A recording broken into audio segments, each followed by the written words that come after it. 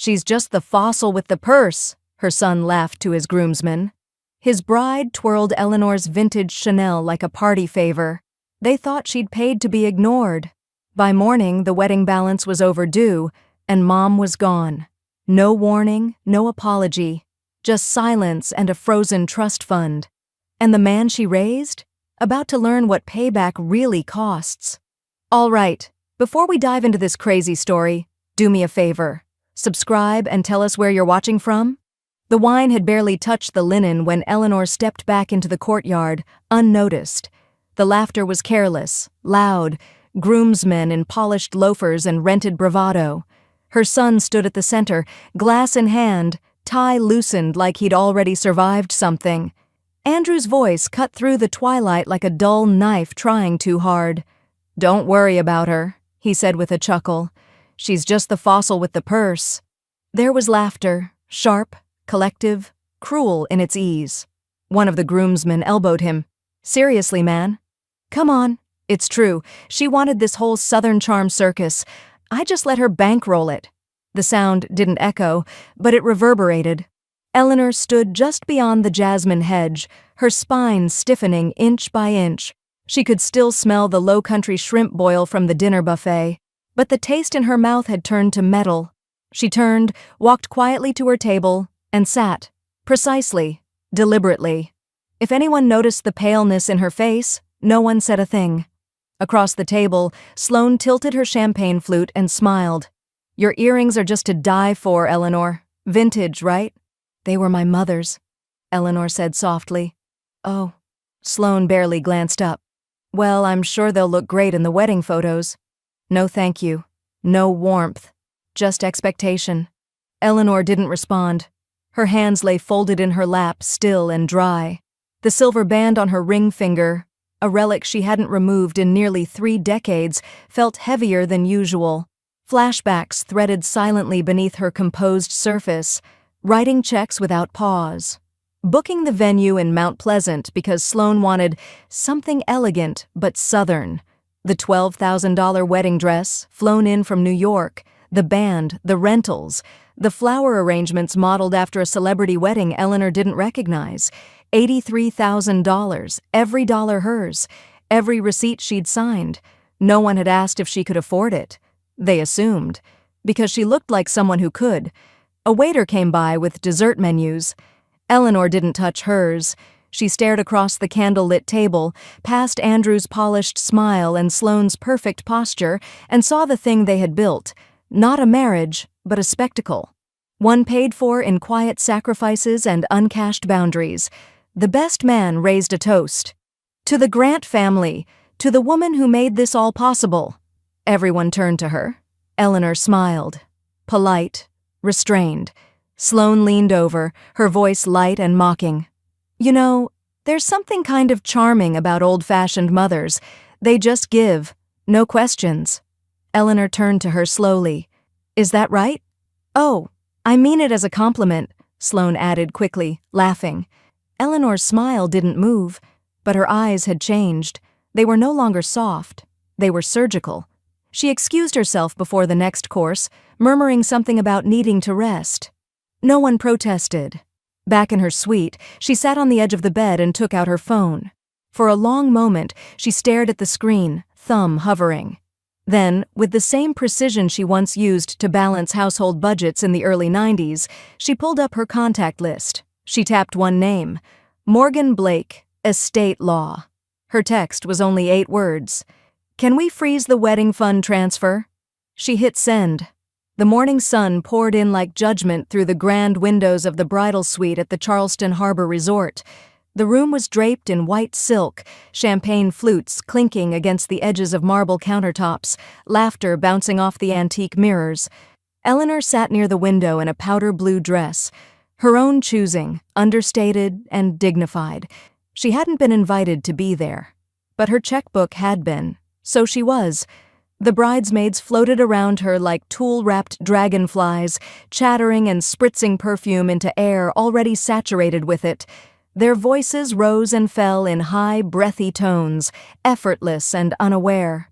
In the corner, Sloane posed with her bouquet in one hand and Eleanor's purse in the other, a vintage Chanel from Paris, gifted to Eleanor by her late husband on their 10th anniversary. One of the bridesmaids laughed, snapping a photo. God, this thing is ancient, like actually vintage, but real though. No knockoff here. Sloane twirled it by the strap and smirked, just like the woman it came with. Eleanor didn't flinch. She didn't blink. She simply adjusted the hem of her dress with deliberate calm, smoothing a non-existent wrinkle. Moments later, Sloane's mother leaned over with the careful cruelty Southern women had mastered for generations. "You've really held up well, Eleanor. For your generation. Thank you," Eleanor said softly. "So have your opinions." The woman blinked, her smile freezing like porcelain under pressure. But Eleanor had already turned away. She stared at the dress hanging in the center of the room, $12,000 of ivory silk and imported lace.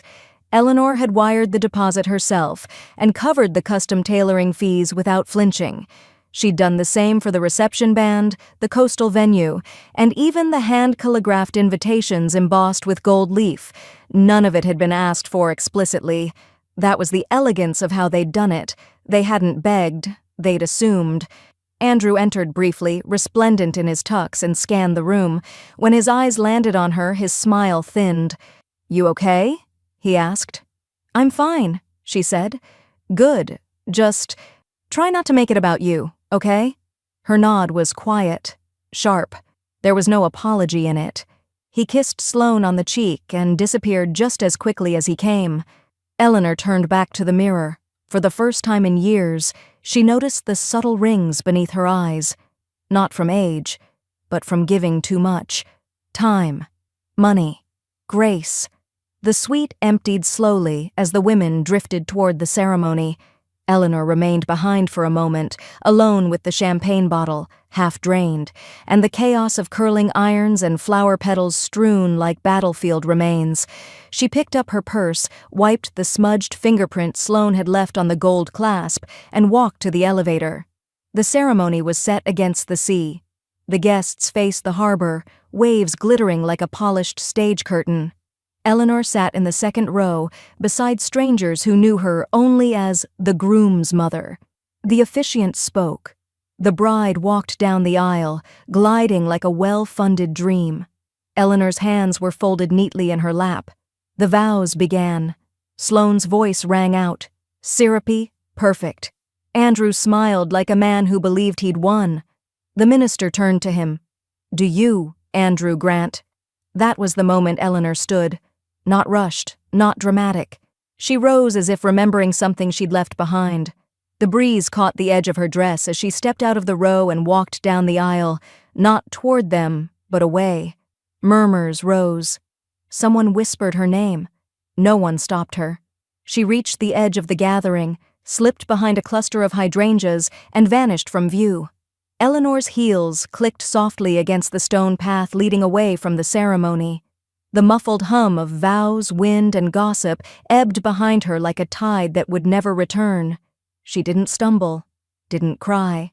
She simply walked, spine straight, eyes forward. No one called her name. No one chased after her. She opened her car door with a steady hand and slid into the driver's seat of her navy Lexus, her one indulgence after decades of restraint. The leather seat embraced her like an old friend. She rested her purse beside her, glanced at the venue through the rearview mirror one last time, and turned the key. As she drove down the sun-drenched avenue, Spanish moss waving from the live oaks overhead, she could almost hear the static in her veins begin to quiet. Not disappear, but shift, from ache to action. Back home, the house was still.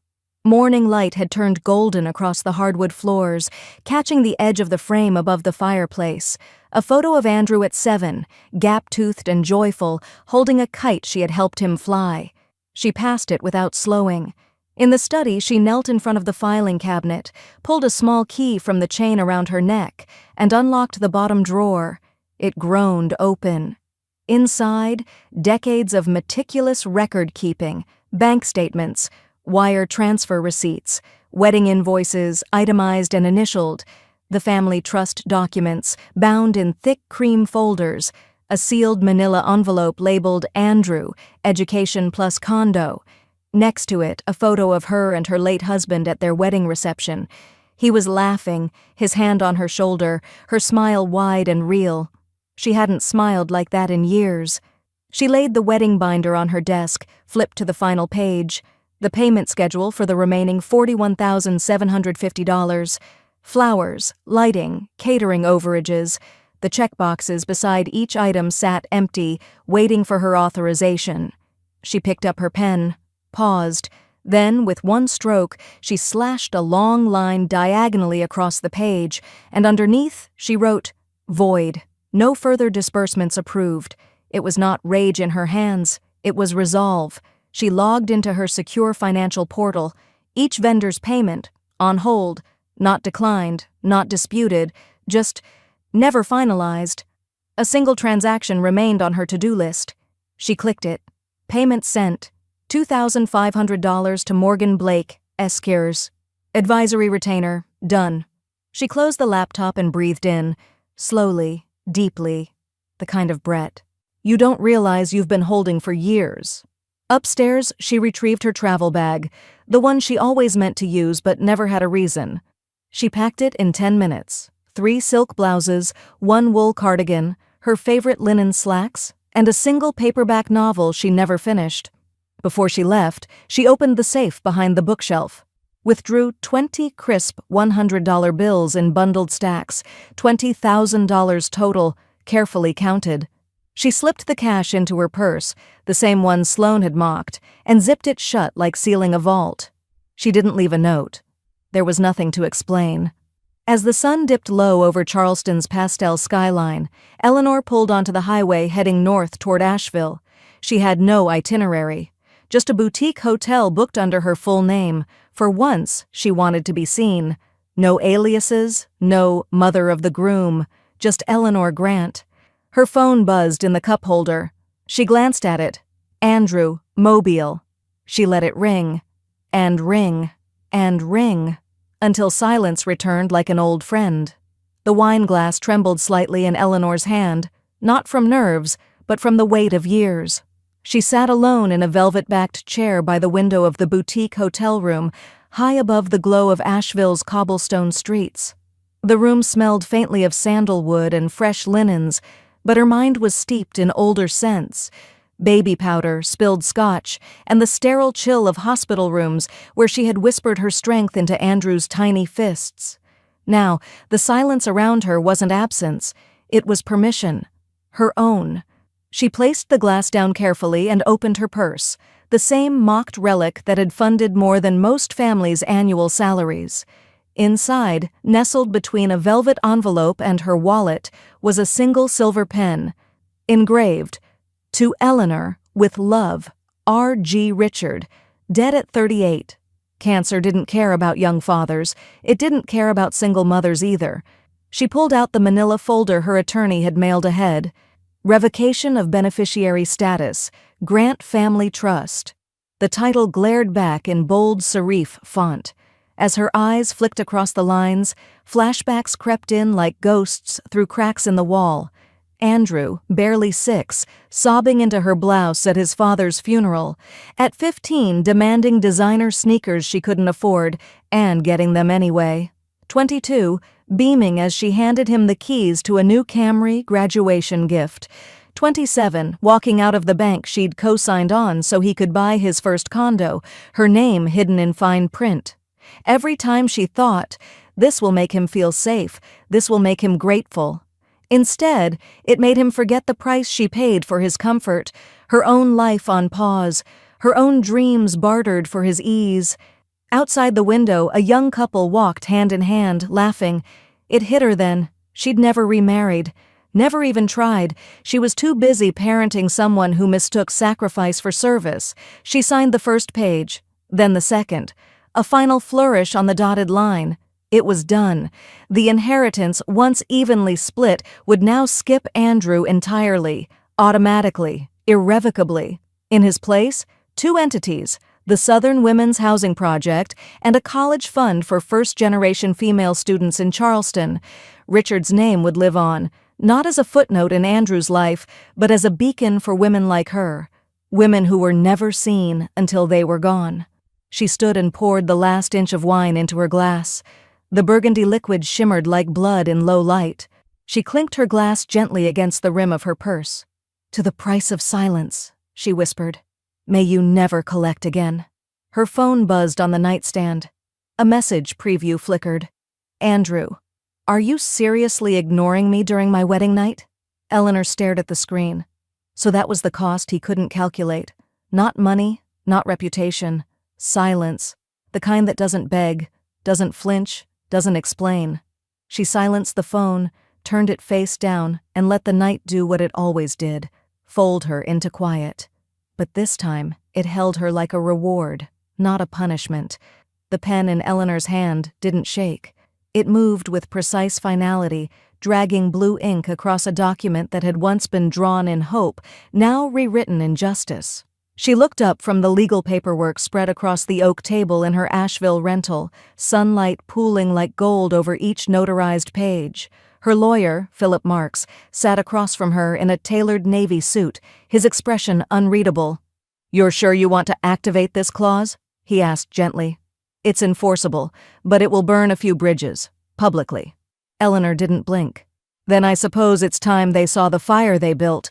The clause had been buried deep in her estate plan, something Richard had insisted on including back when he still believed Andrew would grow into a man of character.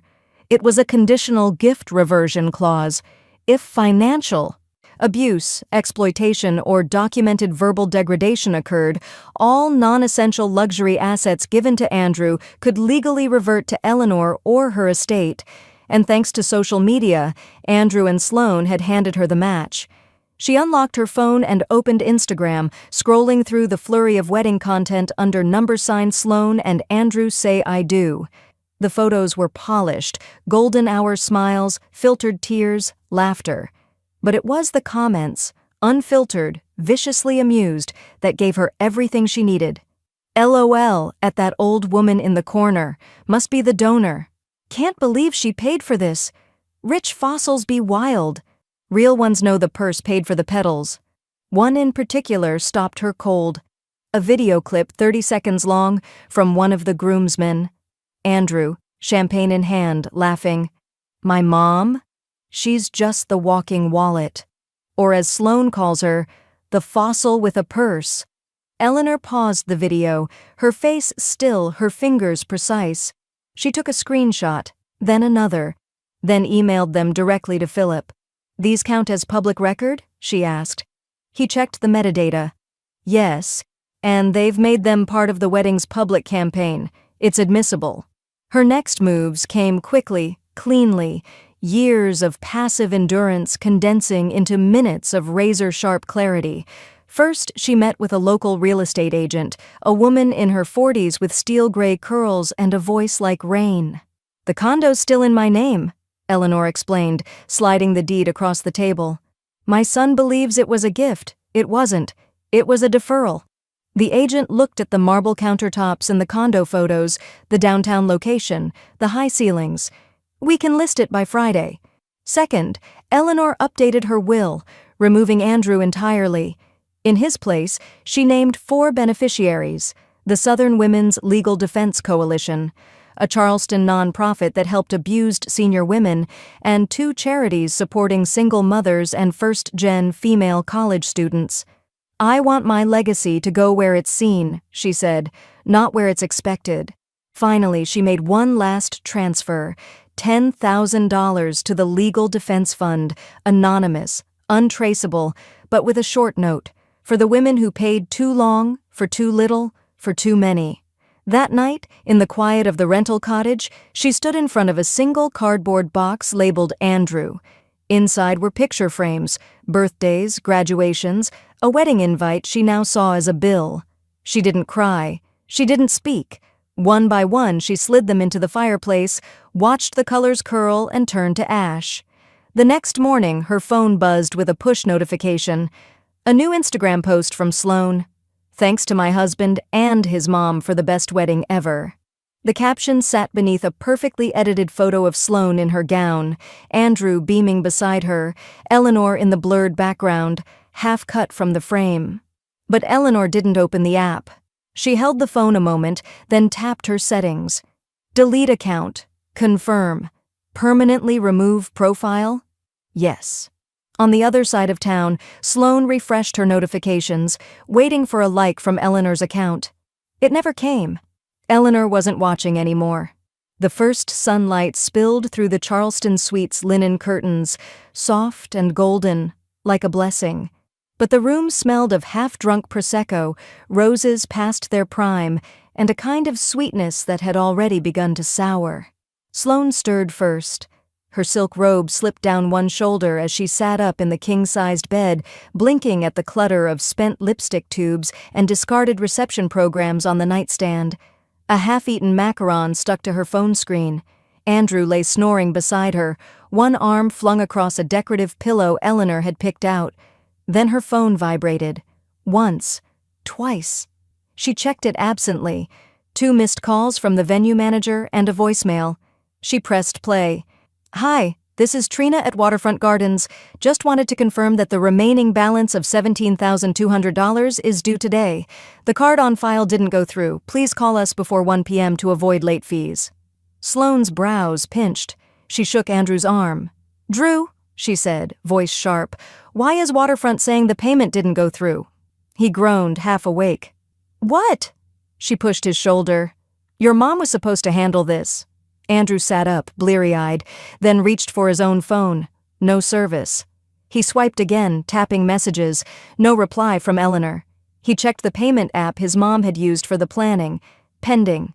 The transaction was flagged. He dialed her number, straight to voicemail. Again, and again. Sloane, pacing now, crossed her arms. This isn't funny. I know, he muttered. I don't get it. She said she'd cover the rest after the ceremony. That was before you made that joke, Sloane muttered under her breath. Andrew turned to her. What? She waved it off. Nothing. But it wasn't nothing. Eleanor had walked out during the vows. And now it was like she'd vanished, disconnected, unreachable. Like money that once felt permanent had suddenly proven temporary. By noon, they'd received 3 more calls. The florist hadn't been paid in full. The DJ's invoice bounced. The caterer, furious, held the $11,000 final invoice and threatened legal action if it wasn't paid by end of business. Did your mom seriously ghost her own son on his wedding day? Sloane snapped, pacing in slippers that still had price tags on the soles. Andrew's chest tightened.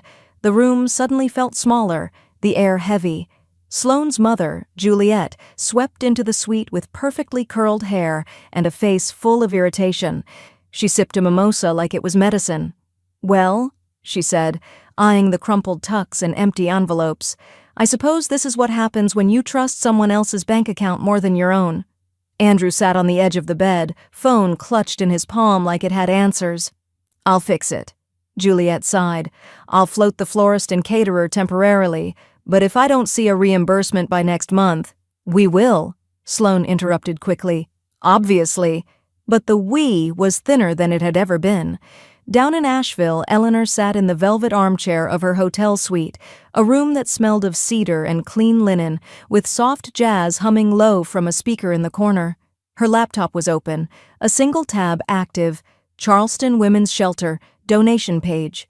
She moved the cursor slowly, deliberately, adjusted the figure. $5,000, $10,000, $15,000. Click, confirmation. Thank you for your generous contribution, Ms. Grant. Every dollar goes toward safe housing and freedom.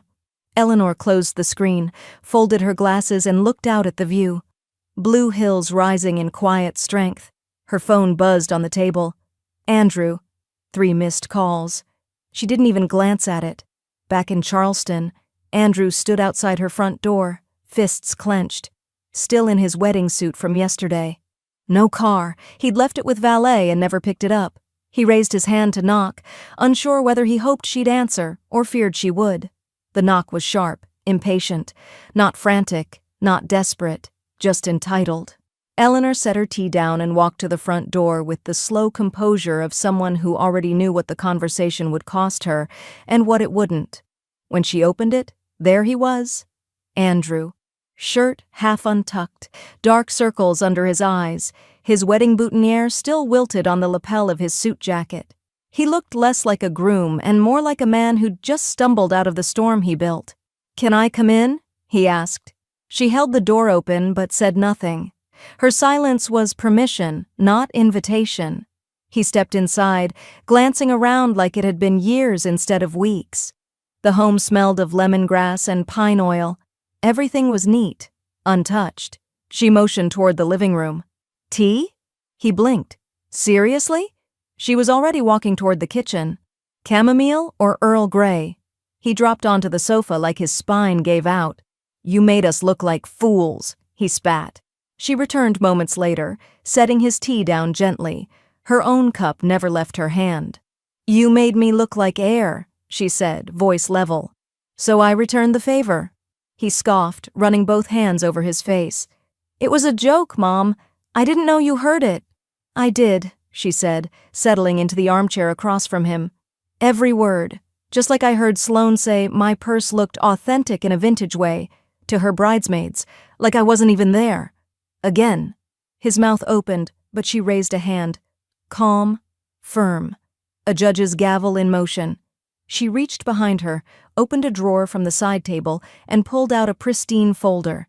She laid it on the coffee table between them. Slid it forward. He stared down at it. "Wedding budget," it read, labeled and tabbed. "You paid for it all?" he asked slowly. She tilted her head. Line by line. $83,422.87. His eyes skimmed the pages. Reception venue, paid in full. Dress, charged to her account. Honeymoon deposit, covered in advance. Tips, staff, backup rentals, linens. Her name on every single invoice. "Why would you keep this?" he muttered. "To remind myself what I gave," she said. "So I wouldn't let you rewrite the story." He sat back, eyes glassy now. "So what? You're punishing me?" "No," she said, setting her tea down with a soft clink. "I'm doing what your father never got to do. Teach you consequences." His voice cracked, small now. "Dad would have— Your father died, trying to protect this family," she cut in, not cruelly, but finally. "And you've spent the last 10 years bleeding it dry under the excuse of grief. You are not entitled to my sacrifice, Andrew. You're merely standing on top of it." Silence. The kind that dared either of them to move. "I'm not a bad person," he whispered. She stood slowly, smoothing her skirt. "Then be a better one." He blinked up at, tears close now. "Are you disowning me?" Eleanor walked toward the front door, calm as marble. "I'm redefining what I own, and it's not you." He didn't move. She opened the door. "It's time to leave. Mom. Andrew, you still think this is about a wedding? It's not. It's about every time you mistook my silence for agreement, every time you cashed love as currency. You always had my love. You just stopped deserving my money." He walked slowly to the door, numb. She didn't hug him, didn't kiss his cheek. When he stepped through, she didn't say goodbye, just closed the door, locked it, then, without hesitation, turned the bolt. Click. Outside, Andrew stood on the porch staring at the locked door, not yet realizing this wasn't the end of a conversation. It was the end of access. Next day, Sloane's father stood stiffly beside her in their marble-tiled kitchen, jaw locked, hand clenched around his phone. "You mean to tell me the venue bill is still unpaid?" Andrew didn't blink. "It was supposed to go through my mother's account." "Well," Sloane's mother snapped, "your mother pulled out. Quietly, like a ghost." Her voice twisted on the word. The silence that followed was unbearable. Then, with his credit score already bleeding from missed utilities and a wedding ring he hadn't even paid off yet, Andrew did what he swore he never would. He applied for a short-term loan, 22.9% interest, approved in 30 seconds. The screen blinked back at him like a dare. Sloane called the honeymoon a waste the first night in Maui. She scrolled on her phone, barely looking up. We shouldn't have even come if we didn't have it all handled. This isn't what I signed up for." Andrew watched her pick apart her Caesar salad while ignoring the ocean 10 feet away. By the end of the trip, she'd moved into her parents' guest suite just to sort things out. It didn't help that the headlines followed him back to Charleston. A gossip blog had picked up his mother's sudden departure, using the words "retracted funds" and "abandoned tab." The wedding planner had leaked details anonymously.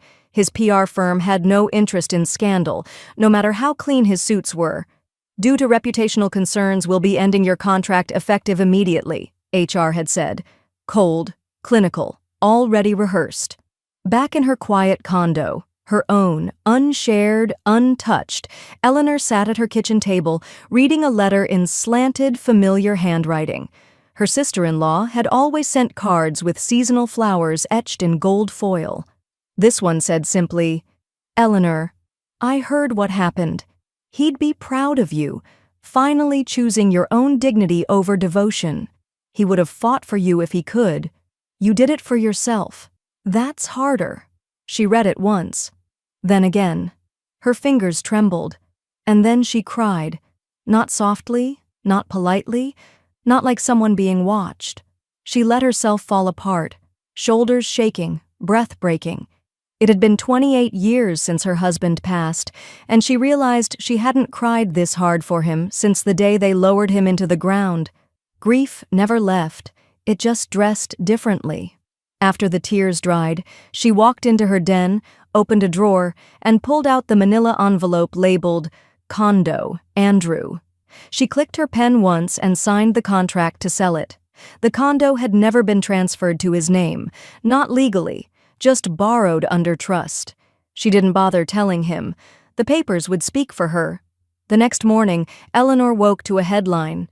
Bride posts viral TikTok accusing toxic in-laws of ruining wedding. Sloane's face filled the frame, tearful yet flawlessly contoured. "I just want to say, I loved Andrew. I didn't marry him for money. I married him because he was kind. But when family members sabotage your future out of bitterness, that's what ruins love. Not bills, not stress. Bitterness." The comments were vicious, split between sympathy and venom. One even wrote, "Girl, didn't your wedding cost $80,000? Sounds like you married a bank account." Eleanor watched it once. That was enough. She forwarded it to her lawyer. Attached was a list. Diamond earrings, designer shoes, a custom couture gown, all gifts from Eleanor over the past 6 months. Documented. Receipts intact. Her lawyer responded by 10 a.m. Subject, elder financial exploitation. Preliminary filing complete.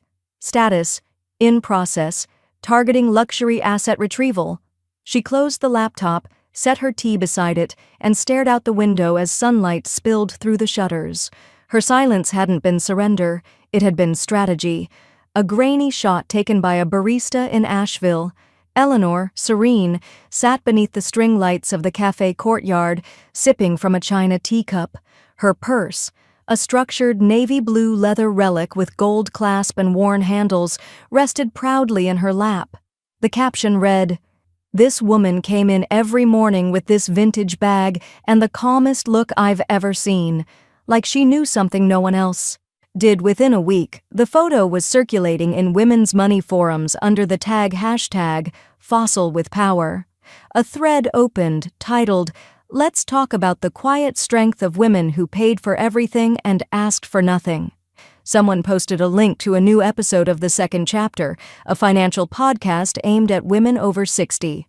It was titled, "When Generosity Becomes a Weapon Used Against You." Eleanor's voice, steady and smooth like a radio wave, filled the episode. She didn't name names. She didn't have to. "I was called a fossil with a purse," she said, pausing just enough to let the words bruise. "They laughed behind champagne glasses I paid for. They toasted with wine I selected and served on dishes I bought. And still, I was background. I was the ATM with pearls." The host asked gently, "Why share this now?" There was a smile in Eleanor's tone. "Because women need to know the difference between kindness and surrender, between love and obligation. Money is love, but only when it's respected." A silence. then applause. Not from the studio.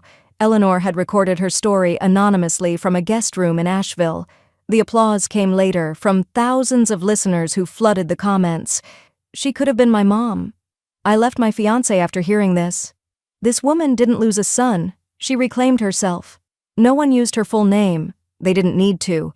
Eleanor never wanted fame. She wanted oxygen.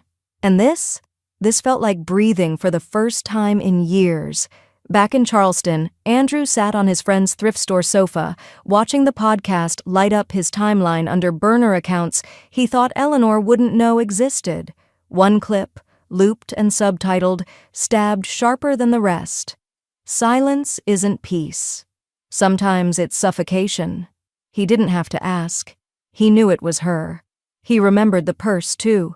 She'd had it since he was 12. He used to complain it was too loud for church, too old lady. That same purse had held his childhood inhalers, his college orientation packet, the keys to the car she bought him on graduation day. And now it held the receipts, literal and metaphorical, that reminded him who had actually built his life. Across town, Sloan opened the door to a courier. Legal packet in hand, she skimmed the latest filings from Eleanor's attorney, then set them down on the marble counter. Without blinking, she opened her notes app and began typing. Petition for divorce. Irreconcilable differences and emotional abandonment filed. Sent. No ceremony, just a digital signature. She hadn't spoken to Andrew in 4 days. Meanwhile, Eleanor remained offline. Her Instagram was gone, Facebook deactivated, no alerts, no comments, no mentions. Instead, she sat at her new kitchen table, smaller, warmer, next to a vase of sunflowers, rereading a letter from the director of the Women's Legal Fund she'd donated to. Your contribution allowed us to represent 4 elderly women who were being coerced into financial contracts by their families. They won their cases. Thank you. She placed the letter in the side pocket of her purse, then zipped it shut with care. Not because she was hiding anything, but because the purse, like her, had never been about appearance. It was about utility, about weight, about survival. Andrew stood in front of the condo, shoulders hunched beneath a wrinkled suit jacket he hadn't dry cleaned in weeks. The Charleston sun beat down, unrelenting, as a notice fluttered on the front door, half-taped, half-peeling. Notice of sale, property under escrow review. No entry without agent present. His name wasn't even on it, not legally. He jiggled the handle anyway. Locked. A neighbor walked past with a stroller, offering him a tight smile, the kind you give to someone you're not sure you should still wave at. Andrew exhaled through his nose, then reached under the doormat on instinct. No spare key, but taped inside the brass mailbox, protected in a clear plastic sleeve, was a single house key. Attached was a cream-colored note card in Eleanor's unmistakable handwriting. Delicate cursive, blue ink. This was never a gift. It was a loan against my dignity. E. He stared at it until the sweat on his brow blurred the words. Inside, the condo looked the same, but emptier somehow. The scent of citrus cleaning spray lingered in the air, faint and cruel. She'd had it professionally cleaned before the sale, of course. Everything personal had been removed. Photos, books, the antique mirror she'd once said was too nice for a rental. He wandered the kitchen. The fridge was unplugged, the pantry empty. A folder lay neatly on the granite island. Inside, a copy of the deed transfer, financial itemization of the condo's expenses, and a ledger titled Andrew's Life Expenses, 2007 to 2023.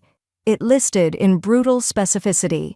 University tuition, $82,600. First car, $21,000. Apartment furniture, $4,500. Wedding advance expenses, $39,100. At the bottom, in tiny print, this list is for your clarity, not guilt. We are all accountable for the debts we accrue, emotional or financial. Andrew slumped onto the couch, still there but no longer his. He didn't cry. He didn't yell. He just sat, as if the walls were pressing in with every breath. That night, he moved into Tyler's basement, his last available option. The place smelled like mildew and last week's pizza. He lay on the futon in the half-lit corner, scrolling through job listings. But his inbox said it all. "Thanks, but we've gone in another direction." One email was harsher. "Given your recent visibility online, we're concerned about liability." And Sloane? She wasn't returning texts. Instead, she was on a podcast called Modern Marriages, When the Vows Go South, where she painted herself as a wounded newlywed. "I married into a legacy that didn't exist. The mom was cold and the groom, emotionally bankrupt." It went viral. Andrew watched it alone, volume low, chewing stale crackers. She had perfect makeup, flawless lighting. She knew how to spin herself into a victim. He didn't even recognize her voice. It was polished, performative. He closed his laptop and sat in the dark. Across town, Eleanor watched too, but only once. No reaction, no email, no dramatic sigh. She closed the browser, unplugged the modem for the night, and went back to her tea. Jasmine with honey warmed her fingers as much as her chest, but later, while sorting her mail, a cream envelope stopped her hand. No return address, no frills, just her name, Eleanor M. Grant. She opened it cautiously. "Mom, no defenses, no excuses. I failed you. You gave everything. I gave attitude. I wish I could rewrite it, but I know now. I was lucky to have you. I'm sorry. Andrew." There was no ask, no manipulative PS, no desperate appeal for money or a second chance, just sorrow, raw, unvarnished, and a signature smaller than she remembered. The letter sat on Eleanor's breakfast table, between the tea kettle and the latest issue of Southern Living. The handwriting was unmistakably Andrew's, slanted left, slightly rushed, like he was always trying to outrun responsibility. She'd read it once the night it arrived, again the next morning. Now, in the gray hush of dawn, she read it a third time. "I failed you.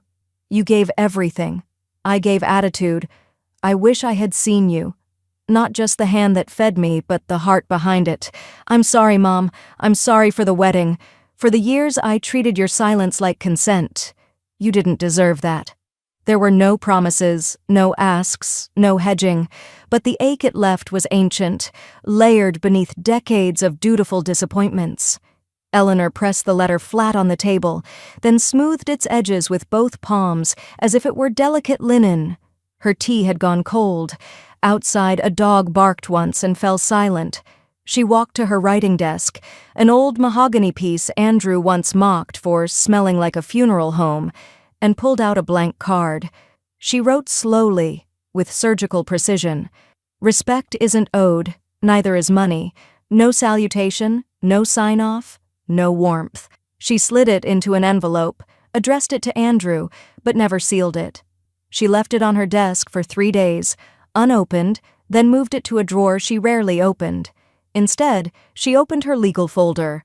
At her next appointment, she filed the final trust amendment. 0% to Andrew. The line was stark, clean, freeing. In his place, she added something that had been dormant too long. The Richard Grant Memorial Scholarship Fund, named for the man who died far too early but left his moral compass ticking inside her chest. The scholarship's first recipient was a girl named Diana, 17, first-generation college student, already working nights to pay for application fees. Eleanor read her essay 3 times, lingering on one line. "My mom says women don't wait to be chosen. They build their own doors." Eleanor smiled when she read it aloud at the ceremony.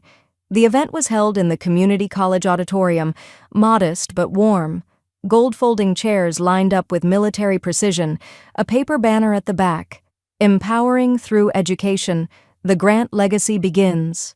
Eleanor stepped to the podium in a navy silk jacket and pearl earrings.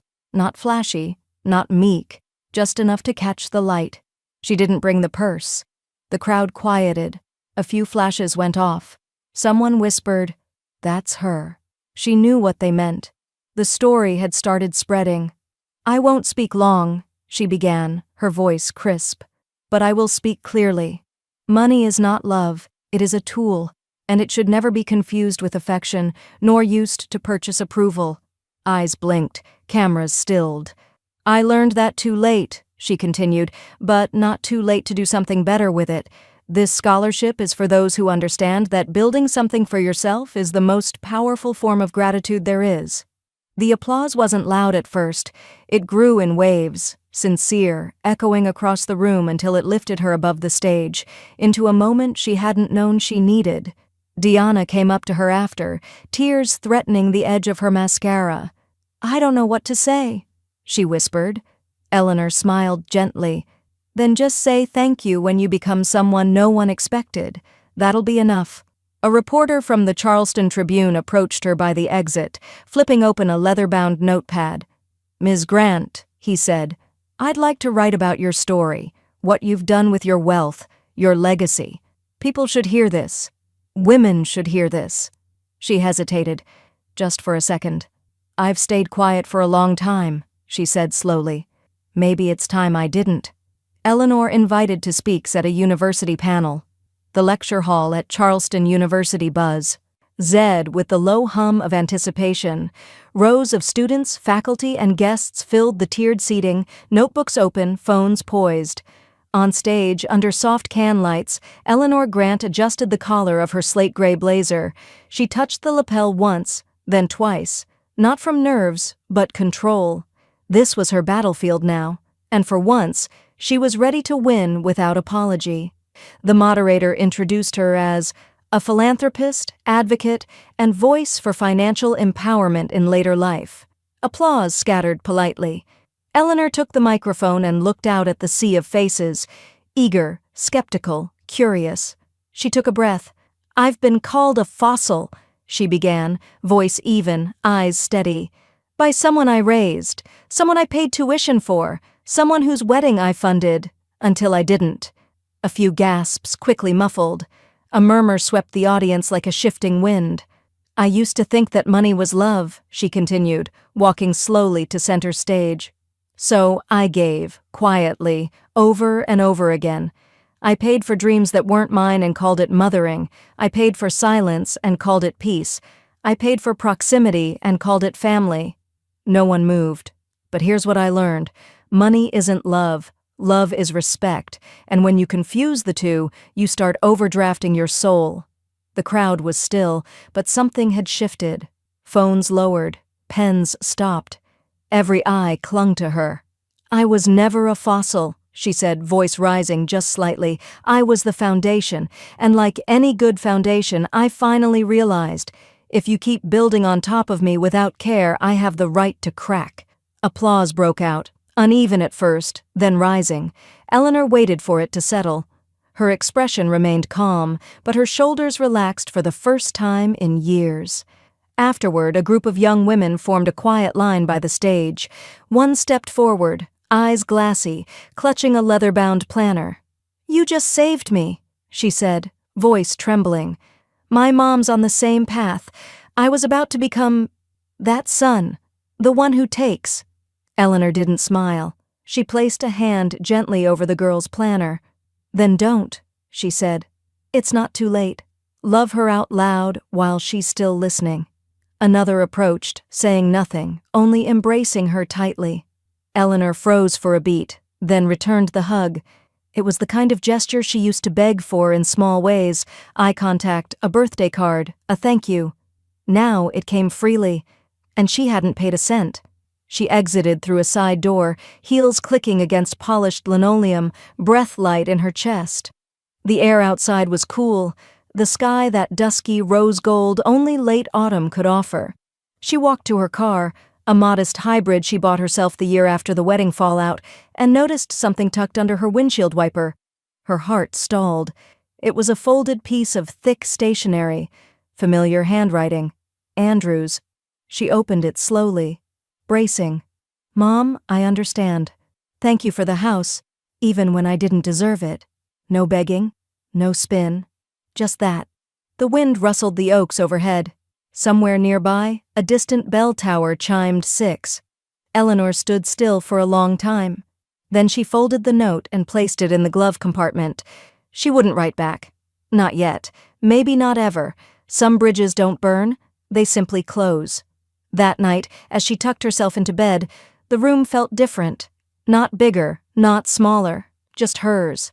The covers were crisp, the pillow cool, and for the first time in decades, her body didn't brace before rest. She slept, not just deeply, peacefully.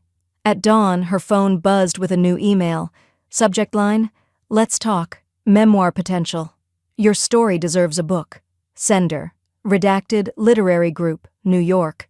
Eleanor blinked once, then smiled. The sun filtered through the lace curtains of Eleanor's condo, scattering gentle gold across her dining table. It wasn't much of an office, just a laptop, a ceramic mug of chamomile, and a thick folder labeled Documentation. But to her, it was Command Central, her war room, her sanctuary. She opened a fresh document and typed 2 words, "Fossil with a purse." She stared at the title for a long moment. Then she smiled. It was the last insult she would ever accept, and the first title she would ever own. The first chapter opened exactly where her transformation began, the rehearsal dinner. Her fingers hovered above the keyboard as she recalled the icy sting of Andrew's voice, the smug laughter of his groomsmen, the metallic clang of that sentence in her ribcage. "She's just a fossil with a purse." Eleanor typed slowly but deliberately.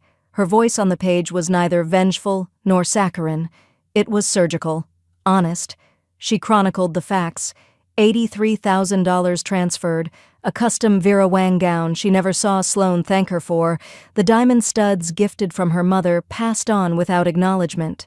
But she didn't rant. She documented. Each chapter ended the same way. An image scan of a receipt, a check stub, or a notarized document. Every detail time-stamped, itemized, indisputable. It wasn't just memoir. It was evidence. A ledger of love misunderstood and limits reclaimed. She worked in long, quiet stretches, pausing only to sip tea or watch the riverboats drift lazily across the Cooper River from her balcony. Days bled into weeks. Pages turned into chapters. The publisher, an indie imprint in Charleston, had initially reached out through email, then over a polite phone call. "We'd love to publish this. It's unlike anything else. Gentle but blistering. Would you consider a regional tour?" She'd chuckled softly. "I appreciate the offer," she'd said, "but I'm finally somewhere I want to stay." They respected her answer. They printed a limited run. Word traveled anyway. Bookstores in Atlanta, Savannah, and Charlotte placed standing orders. A podcast host requested an interview. One university emailed about licensing the material for their gender and aging studies course. And the advance? She signed the entire sum, $15,000, over to a senior housing initiative that helped elderly women escape coercive family dynamics. "No one should have to buy their way out of love," she wrote in the memo line. She didn't watch the Amazon ranking. She didn't post about it on social media. She didn't even tell most of her neighbors. The book existed the same way she did now, on her terms. One morning, while preparing a light breakfast of honeyed toast and berries, a white envelope appeared in her mailbox. No return address. Inside, a single RSVP card, gilded edges, black ink. "Eleanor, we're hosting a small 70th birthday for you. You have no idea how many lives you've touched. Please say yes. With admiration, Linda, Marcy, Darlene, and the rest of the coffee circle." She traced her thumb across the names, her heart catching in her throat. These were the women she mentored, women who once sat across from her at community meetings, trembling from evictions, divorces, fear. Now they were pillars, like her. And they were inviting her not out of obligation, but love. A tear welled, but didn't fall. She placed the RSVP on the windowsill. She didn't need to check yes. They already knew. For most of her life, Eleanor planned celebrations with one goal: make others feel seen. This time the spotlight turned, and for once, she didn't look away. The Charleston Community Center glowed under warm string lights, casting a golden sheen over the polished wood floors and linen-covered tables. Music hummed from a jazz trio tucked into the corner, upright bass, brushed snare, trumpet moaning softly. It wasn't extravagant, but it was intentional. Eleanor paused just inside the double doors, cane in one hand, the original purse draped elegantly over her shoulder. She hadn't bought a new dress, hadn't needed to. A simple navy sheath, pearls at her throat, and the quiet power of a woman who'd stopped apologizing for her existence did more than sequins ever could. "Miss Eleanor!" called a voice near the refreshment table. She turned to see 3 scholarship recipients waving, 2 young women she'd met only once, and one who now interned at the housing nonprofit. Their joy wasn't just admiration. It was gratitude. It was recognition. She moved slowly through the room, receiving hugs from neighbors who once asked to borrow her sugar, from a retired librarian who used to share morning crossword puzzles, from Marcy, the first woman Eleanor ever coached through reclaiming property from an exploitative son-in-law. Even the catering was chosen with care: Southern classics, shrimp and grits, pimento cheese crostini, sweet tea in mason jars, each labeled with handwritten cards, Eleanor's favorites. Midway through the evening, the MC tapped a spoon gently to a glass. The room quieted. "We're here tonight not to just celebrate 70 years, she began, "but to honor the woman who taught us that visibility isn't vanity, it's survival. Please join me in welcoming our guest of honor, Eleanor Grant." A gentle wave of applause swelled into a standing ovation as Eleanor approached the small platform stage. Her cane echoed once against the wooden step before she steadied herself and looked out across the crowd. She didn't have a speech, just something that had waited decades to be said. "I stayed quiet too long," she said, voice calm but resonant. "I thought giving meant disappearing. But tonight I see the faces of people who proved me wrong. Thank you for hearing me. Finally." Applause thundered again. She didn't need to say more. The silence she had broken had done the talking. Back at her table, a small box sat near her water glass, wrapped in pale lavender tissue, no name on the tag. Inside was a replica of her handbag, her worn, beloved purse, recast in molded resin, painted a brilliant antique gold. On it, a tiny placard read, "Not a fossil, a monument." For a moment, she forgot how to breathe. Her hand trembled slightly as she turned the card over. In smaller print, "From the women you showed how to carry themselves again." She pressed the purse gently to her chest. The applause from earlier still hummed in her bones. The night wound down with slow-dancing pairs, shared peach cobbler, and dozens of photos snapped in front of a DIY photo booth banner that read, "Visible at any age." As the crowd thinned, Eleanor slipped out into the warm Charleston night, stars bleeding through the oak branches overhead. The weight of the evening didn't make her tired. It made her lighter. She stepped into her car, silence folding around her like a silk shawl.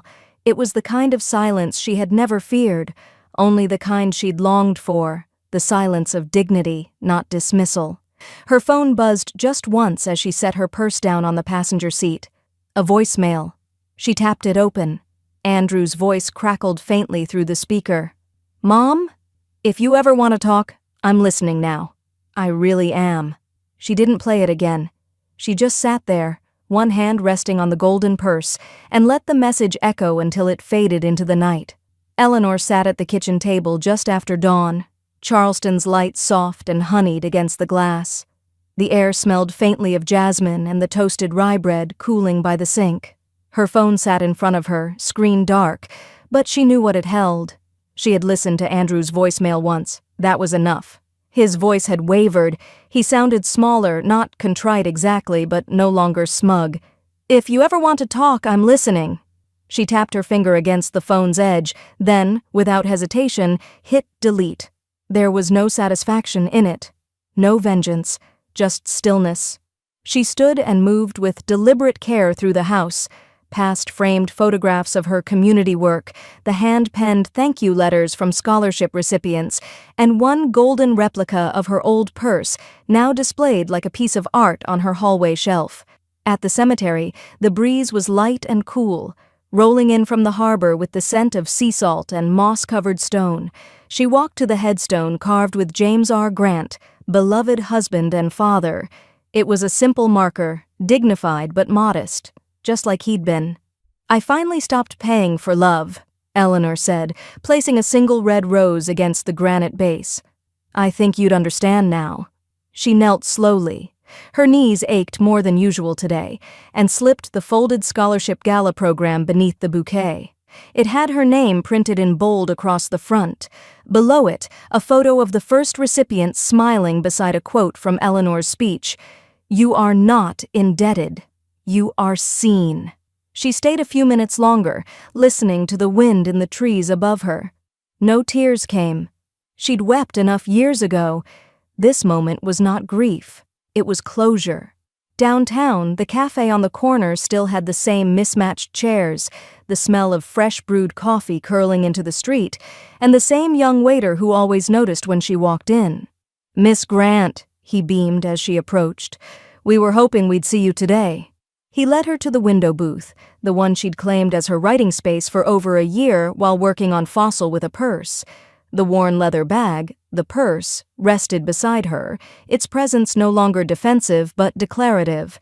A small slice of chocolate cake arrived, thick with ganache and dusted with powdered sugar. No bill, just a post-it note tucked underneath. For the woman who turned dignity into a headline. On the house. Eleanor smiled, lifting her glass of iced hibiscus tea. "To being visible," she said aloud, quiet but firm. The toast wasn't to the past. It was to the decision to step into the light and stay there. She took a bite of cake, watching the city move beyond the window. Students rushing to class, a woman walking two golden retrievers, a teenager holding hands with her mother. Someone outside pointed toward the cafe window. A girl around 13 whispered something to her father and waved. Eleanor didn't know her, but she waved back. Then she laughed, not a small chuckle, but a full, unguarded burst of joy. The kind that shakes off decades. The purse slung over her shoulder as she rose, not as armor, not as irony, just part of her. A symbol reclaimed. She stepped out into the Charleston sun laughing, purse swinging proudly at her side. Not owned, not overlooked, but seen. Completely, finally, seen.